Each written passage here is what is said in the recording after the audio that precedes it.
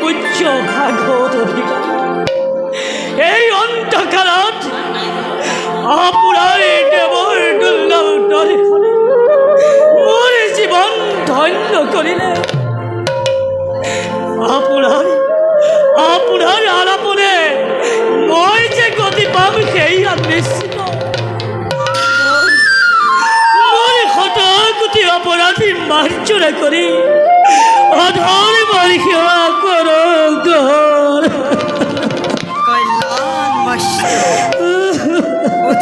ৰাজন সন্তুষ্ট আমি তোমাৰ প্ৰেম ভক্তি। ৰাজন সোধা কি জানিব বিচাৰা আমাৰ পৰা? তুমি আমাক প্রশ্ন করা, আমি তোমাক যথাযথ উত্তর দিম। রাজন এবে তুমিও আসন গ্রহণ করা।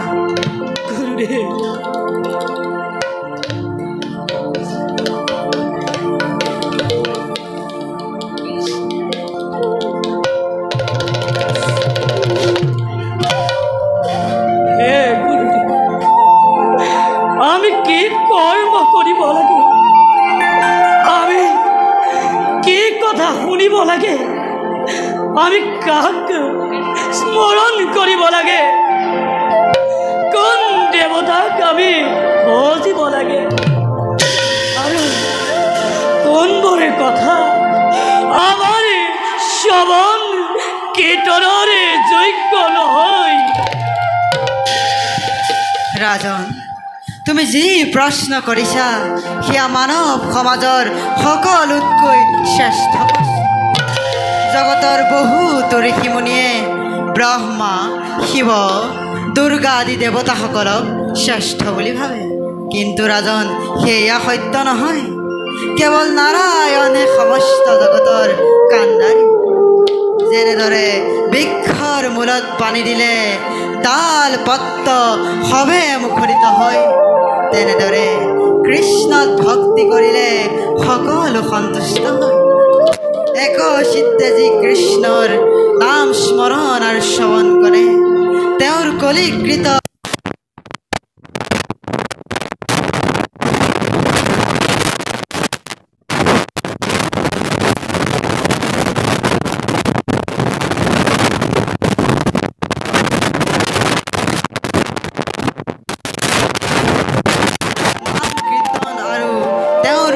পদ্ম স্মৰণ আৰু শ্ৰৱণে জীৱন জন্মৰ মুখত ৰাম নাম আৰু সকলো সময়তেই হৰি কথাত যাৰ প্ৰেম, তেওঁৱেই মহাভাগৱত।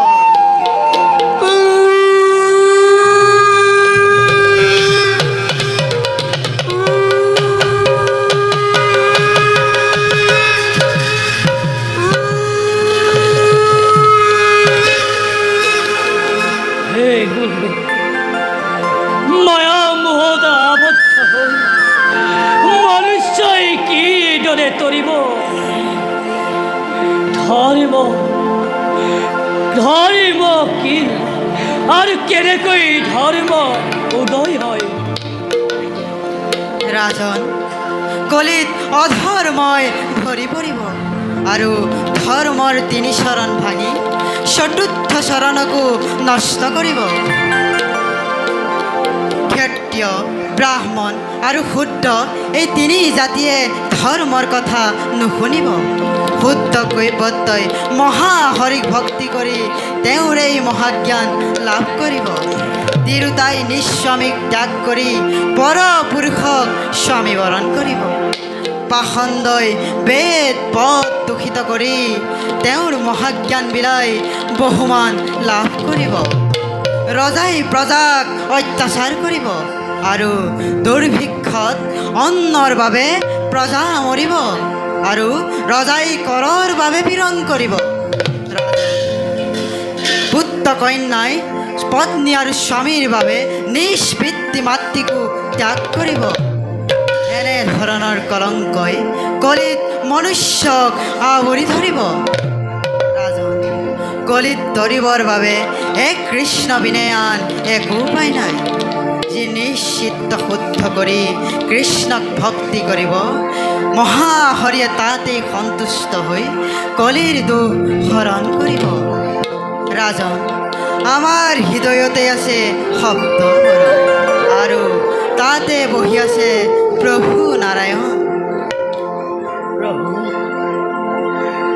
আমাৰই শৰীৰ যদি ইন্দ্ৰিয়ৰে ভৰা তেন্তে তেন্তে ভগবান কেনেকৈ বিৰাজ কৰি ভগবানেৰ আখাৰে কি ৰাজন শৰীৰত ইৰা ইংগলা আৰু সুষমা নামৰ তিনিডাল প্ৰধান নাৰী আছে আৰু এই তিনি নাৰীজন মিলন ঘটিছে সেয়াই তীৰ্থস্থান আৰু তাতে ব্ৰহ্মা বিষ্ণু শিৱ তিনিও বিৰাজমান। গুরুদেব আপনারে আলাপনে বই কিঞ্চিতি জ্ঞান লভেছে কিন্তু গুরুদেব কলিতে মনুষ্যরে গতি কি হবে পাপ নষ্ট নহলে ঈশ্বরতে মতি নহয় এই সংসারতে লোক তরিব কেনেকৈ মোৰ চিত্ৰ অথিৰ হৈ পৰিছে গুৰুদেৱ মোক সকলো ভাঙি কওঁ।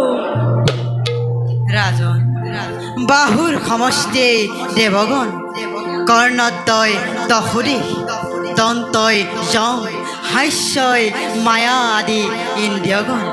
ৰাজন দেহত বিশ্বৰ আকাৰ আছে।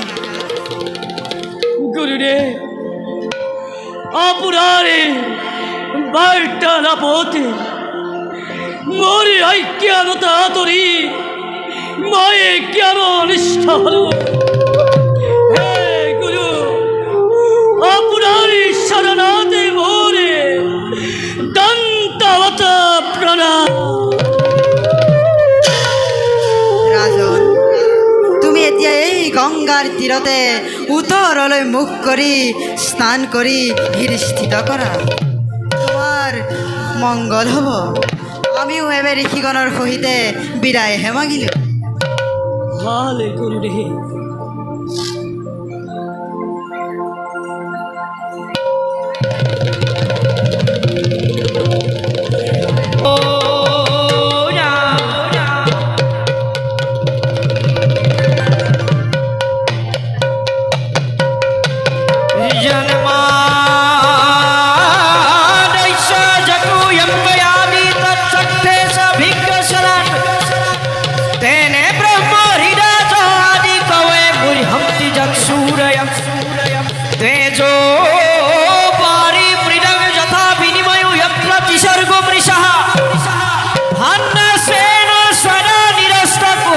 सत्यं परमं धीमहि हरिः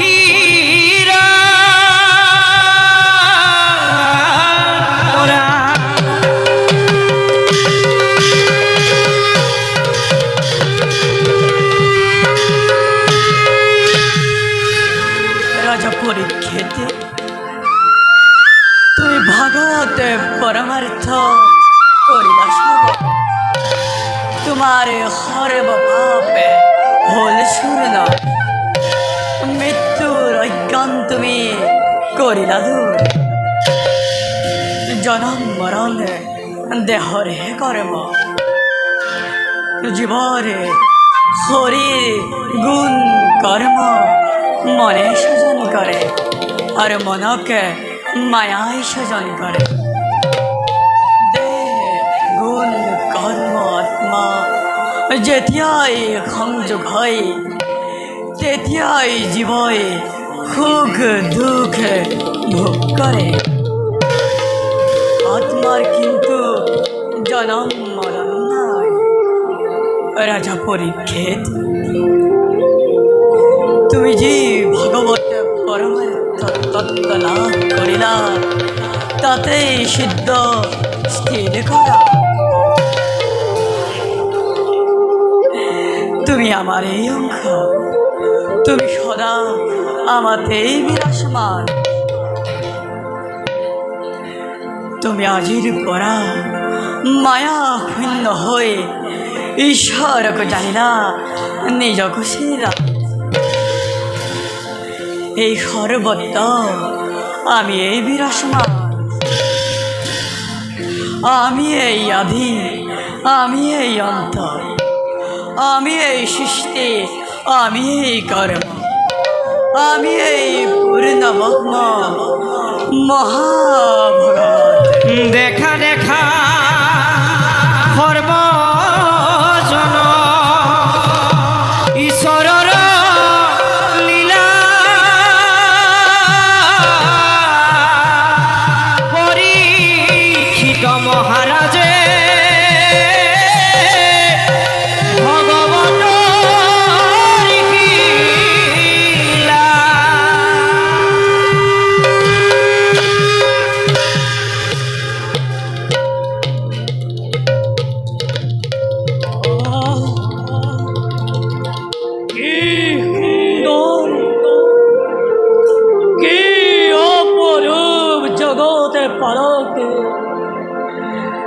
মুরলী মাধব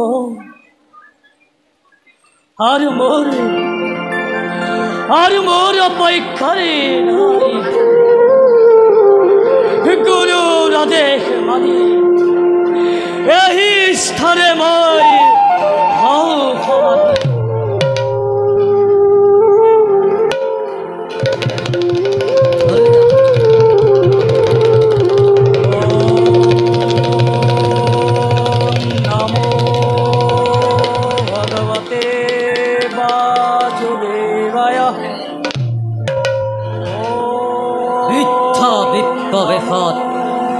শত সহস্র সেনাবাসীর ভেদ কৰি উপস্থিত হলহি এই ভগীৰথীৰ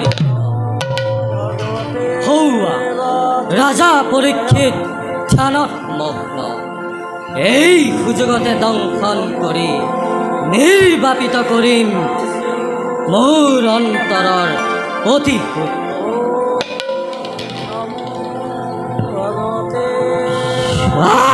শুনা শুনা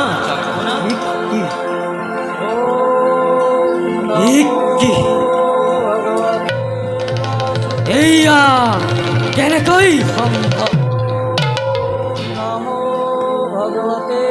হ'ব নেকি মুনিৰ বাক্য ব্যৰ্থ?